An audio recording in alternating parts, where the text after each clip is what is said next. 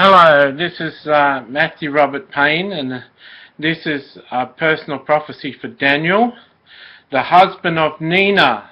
And if you're on my YouTube channel, you can have a listen to Nina's prophecy, and you'll know who I'm talking about as the husband. This was done as part of a Facebook group, Christian Leadership Personal Prophecy Group. And down there in the description of the video you can find a link to there. If you're a Christian leader, you can get a video from, you can get a prophecy from our group. Okay, Daniel, I see a picture of you in physical education classes. I'm not sure what you call them in America, but they're classes where you do sports at school. You weren't the first one picked and you weren't the last one picked.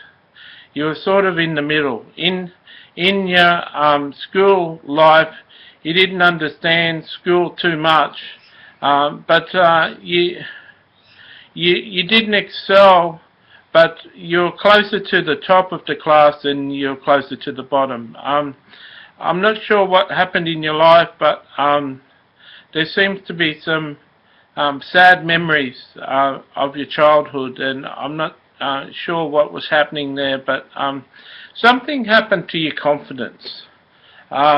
You've always felt that you'll get by and you'll cope, but you haven't felt that you're the best.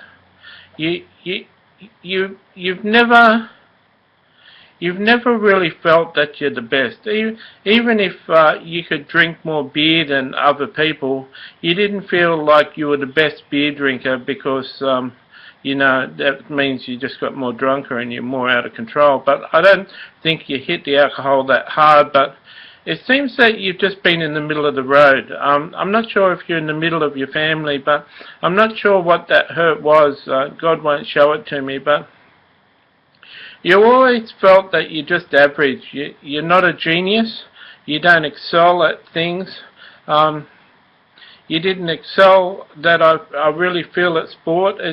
It's hard being so accurate, trying to be accurate with you, but I feel that you've got this sense of not being a high achiever, and that's alright. We get graded in school, and we get graded in sports, and we get graded in life, and we get told that we're not a high achiever by other people getting better marks and other people achieving more than us.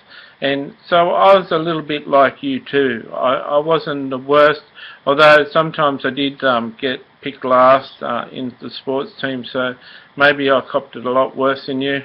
I feel that, you know, the Jewish boys, when they were about 12, when they were young, they were trained in to read the first 5 books of the Bible. I think by the time they were 14, 12 years or 14, 12 years, I think it's 12 or 14, I think it's 12. They used to have to recite the first 4 books of the Old Testament, and the very best boys used to be picked, and the rabbi would say, "Follow me," and that means that the very best boys were going to be trained to be a rabbi, and a rabbi was, you know, a real honoured position in the Jewish society because he was going to teach the law and he was going to teach the people how to worship God and follow God. So it was a very revered occupation, even more revered than a Christian pastor. Anyone can go to Bible college now and get a degree and become a pastor, but only the very best of the best could become a rabbi. And there were some fishermen one day, Peter and his brother, and Jesus came along and they recognized him as a rabbi, and he came along and he said, "Follow me." And they'd been rejected. They weren't the best in Jewish school as a boy, and now a rabbi was telling him to follow me. And that's why they left their nets and their father behind, because there was a rabbi that was going to teach them how to be rabbis. And Peter, remember Peter, he caught a whole lot of fish and he said, "Depart from me, I'm a sinful man." To be chosen to be a rabbi was just his dream. People don't understand Peter. Peter was the very first to try and answer questions in his rabbi school with Jesus. So when Jesus asked a question, he was the very first to put his hand up and try and say the answer. Most times he knew the answer. And he was the first one to ask questions. So if Jesus had said something complex and he didn't understand, he'd butt in and he'd say, "What do you mean by that?" So he was the most hungry student. He was a great student. He just was average when the rabbis were choosing people.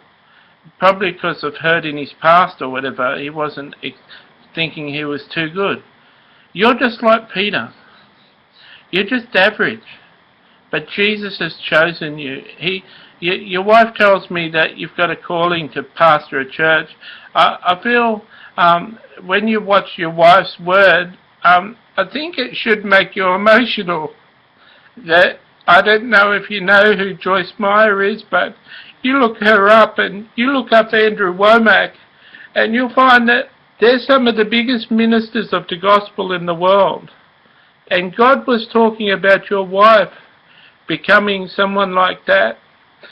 Do you know how much responsibility that would be to be the husband of such a great wife?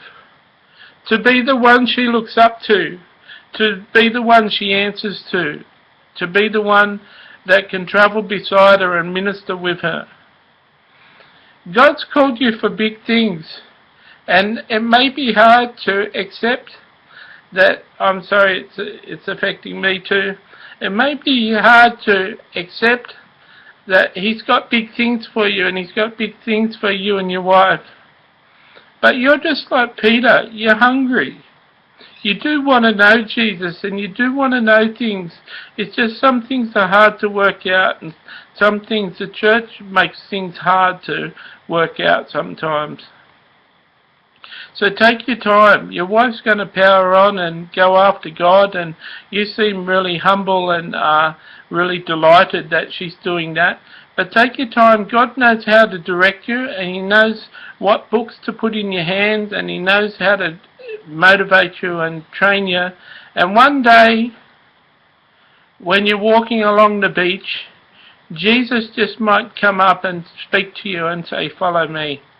And on that day, you turn around, you stop your job, and you follow Him, and you do what He tells you to do, and you'll do great things. I think I'm crying because the whole prophecy was about me, and so God was ministering to me like He was ministering to you. So I hope that you're really blessed by this and encouraged, and please get Nina to write some feedback so I can hear what you've got to say about this prophecy. And hold on tight to your dreams. You know, there's a song by it's called "Hold On Tight to Your Dreams." I think it's by ELO. Go and look that song up and play that song, and hold on tight to your dreams, and hold on tight to your wife. And one day, before you die, you'll meet all your children on earth. And even if I have to come over to your country and introduce them to you, I'll do that. And they're very proud of you, and they're watching this prophecy, and they're very happy that Daddy has heard what he's heard today. So I'd love to hear your feedback. God bless.